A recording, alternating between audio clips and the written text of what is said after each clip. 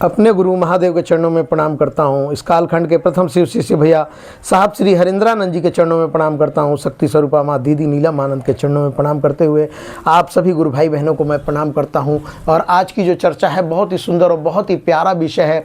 और ये जो चर्चा मैं आप लोगों से कर रहा हूँ, ये जो अनुभूति मैं आप सबसे शेयर कर रहा हूँ, ये मेरे आँखों देखी अनुभूति है। और इसके बहुत सारे प्रमाण मेरे साथ जुड़े गुरु भाई बहन हैं जो कि उन्होंने साक्षात अपनी आँखों से इस अनुभूति को देखा है। और बहुत ही मार्मिक विषय है कि गुरु का नाम स्मरण करने से क्या परिवर्तन आता है, गुरु क्या आपके जीवन में परिवर्तन लाता है, आपके अंदर क्या बदलाव आ रहा है। ये मैंने खुद अपनी आंखों से देखा है, महसूस किया है। और दूसरे गुरु भाई बहनों में भी मैंने देख के आज ये विचार आया मैं कि इस वीडियो के माध्यम से आप सब तक ये संदेश पहुंचाऊं कि गुरु कैसे हमारे जीवन में काम करता है। इसकी शुरुआत मैं एक छोटी सी कहानी से करता हूं और इसको बहुत ही आप ध्यान से सुनिएगा। एक 18-20 साल का नौजुवक जिसके चाल चलन व्यवहार से उसके माता पिता बहुत ही दुखी हो जाते हैं, बहुत ही जो है कि अपने आप को कोसने लगते हैं कि हमने कैसी औलाद को जन्म दे दिया। बहुत ही मतलब विकट स्थिति उस नवयुवक के वजह से उस घर में रहती है और जिसकी वजह से वो माता पिता बहुत ही परेशान रहते हैं, बहुत परेशान रहते हैं। और इधर उधर तमाम मंदिरों में जाके माथा टेकते हैं, तमाम लोगों से सलाह मशवरा करते हैं कि कैसे भी हो करके मेरा बेटा ठीक हो जाता। इसके चाल चलन मतलब जो उनका बेटा होता है सारे गलत काम उसके जीवन में प्रवेश, किसी की सुनता नहीं है, किसी की बात नहीं मानता है, बड़ों का सम्मान नहीं करता है, तमाम उल्टे सीधे काम करता है और लड़ाई झगड़े करता है। और जिसकी वजह से उनके माता पिता बहुत दुखी होते हैं। और तमाम प्रयत्न करने के बाद, तमाम उपाय करने के बाद भी वो अपने लड़के को जब सही रास्ते पे नहीं ले आते हैं तो उनके अंदर बहुत भारी गहरा दुख प्रकट होता है और वो महादेव से याचना करते हैं कि प्रभु कुछ तो रास्ता निकालिए। फिर एक दिन समय ऐसा आता है कि कोई बताता है कि एक वहाँ पे मतलब संत हैं, उनके पास आप चले जाइए और जाने के बाद आप जो है कि उनसे सुनाइए अपना दुखड़ा। तो वो संत के पास जाते हैं और प्रणाम करते हैं और प्रणाम करने के बाद कहते हैं कि महाराज जी, मेरा जो बेटा है वो बहुत ही जो है कि नालायक है, निकम्मा है, बहुत ही उल्टे सीधे काम करता है, क्या कुछ हो सकता है, कुछ सुधार हो सकता है। तो संत बहुत ही ज्ञानी होते हैं संत, और संत कहते हैं कि चलिए ठीक है, आप एक बार उस लड़के को मेरे यहाँ ले आइए किसी भी तरह करके। वो माता पिता लौट आते हैं और एक दिन बहाने से उस संत के पास उस बेटे को लेके जाते हैं अपने। और संत के पास समक्ष जब वो पहुँचता है लड़का तो संत उस बेटे से उसका नाम पूछते हैं, नाम बताता है। फिर वो संत कहते हैं कि भाई तुम्हारी बहुत शिकायतें आती हैं, तुम्हारे माता पिता तुमसे बहुत दुखी हैं, लेकिन वो हठी लड़का मानता नहीं है, वो कुछ नहीं सुनना चाहता है, कहता है कि आप बीच में मत बोलिए, मैं जैसा हूँ ठीक हूँ। तो संत ने एक बात कही है उनसे, उस लड़के से, कि मेरा एक काम कर सकते हो, तुम जो करना है वो करते रहो, मेरा सिर्फ एक काम करो। लड़का बहुत ही उतावले मन से होकर जवाब देता है कि ठीक है, यदि मेरे को लगेगा कि मैं कर पाऊंगा तो करूंगा, नहीं तो नहीं करूंगा। मैं आपकी बिल्कुल नहीं सुनूंगा, अपने माता पिता की नहीं सुनता हूं, तो आप क्या लगते हैं मेरे कि मैं आपकी सुनूंगा। संत ने कहा है कि एक बार महादेव का नाम ले सकते हो। तो तैयार हो जाता है, कहता है कि ठीक है, महादेव का नाम मैं ले लेता हूँ।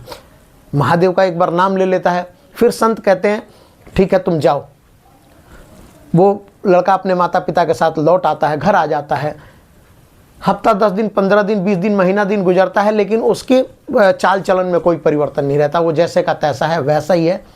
तो फिर एक दिन उसके माता पिता संत के पास जाते हैं, कहते हैं कि महाराज जी कोई परिवर्तन नहीं है, उसके चाल चलन में, उसके स्वभाव में कोई परिवर्तन नहीं है। महाराज जी कहते हैं कि एक बार और लेके आइएगा। एक बार और लेके उस अपने बेटे को पहुंचते हैं संत के पास। संत उससे कहते हैं कि तुमने महादेव का नाम लिया था एक बार, और मैं चाहता हूं कि तुम जो मांगोगे, तुम जैसा चाहोगे वैसा मैं तुम्हारे लिए कर सकता हूं। वो लड़का कहता है कि नहीं, मुझे कुछ नहीं चाहिए, आप ज़्यादा मुझे ज्ञान मत दीजिए, ज़्यादा प्रवचन मत दीजिए। लेकिन संत फिर बार बार विनम्र करते हैं कि देखो, मैंने जो तुमने नाम लिया है महादेव का, उसके बदले तुम जो चाहोगे, जो जैसा चाहोगे वैसा मैं तुम्हारे लिए करने के लिए तैयार हूँ, या तुम्हारे माता पिता करने के लिए तैयार हैं। वो बच्चा कहता है कि नहीं, मुझे कुछ नहीं चाहिए।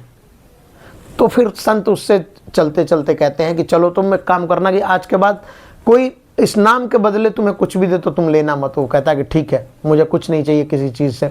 वो लौट के आ जाता है, अपने माता पिता के साथ लौट के आता है। लेकिन चलते चलते जब माता पिता उनसे, संत से फिर हाथ जोड़ के बोलते हैं कि कुछ हो सकता है क्या, तो संत कहते हैं कि जाओ, आज के बाद तुम्हारा बेटा सुधर जाएगा।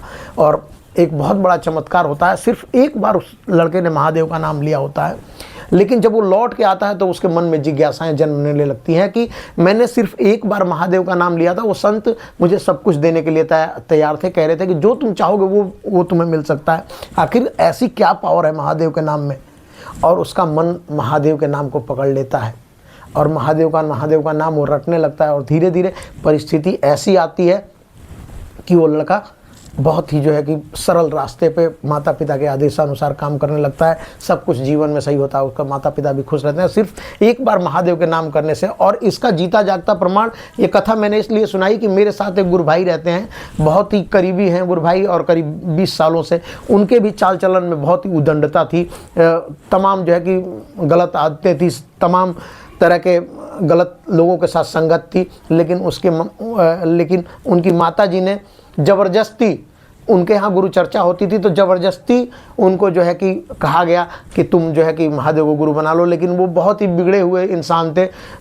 तमाम बुरी आदतों के बाद वो किसी की सुनते नहीं थे, माता पिता की, न किसी की, भाई की, न बहन की, न किसी की नहीं सुनते थे। उनके मन में जो आता था वो करते थे, तमाम उल्टी सीधी हरकतें करते थे। लेकिन माता पिता ने ज़बरदस्ती करके और उनको उनकी घोषणा करवा दी। और एक बार गलती से कहीं वो किसी अवस्था में फंस गए थे और वहाँ पे उन्होंने चैलेंज कर दिया महादेव को कि महादेव, मुझे अगर यहाँ से तू निकाल देगा तो मैं मान जाऊँगा कि तू मेरा गुरु है। और परिस्थिति ऐसी हुई कि महादेव ने उनको उस संकट से बाहर निकाल लिया। और वो व्यक्ति आज इतना सुधरा हुआ है कि वो समाज में लोगों को बताता है, गुरु की बातें करता है, गुरु की चर्चा करता है।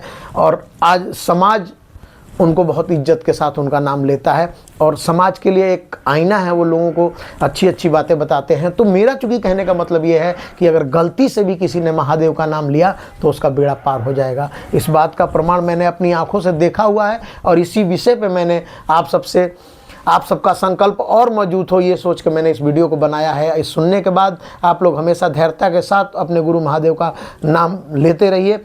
परिवर्तन तो महादेव अवश्य आप में कर देगा। इन्हीं शब्दों के साथ आप सबको पुनः मैं प्रणाम करता हूँ।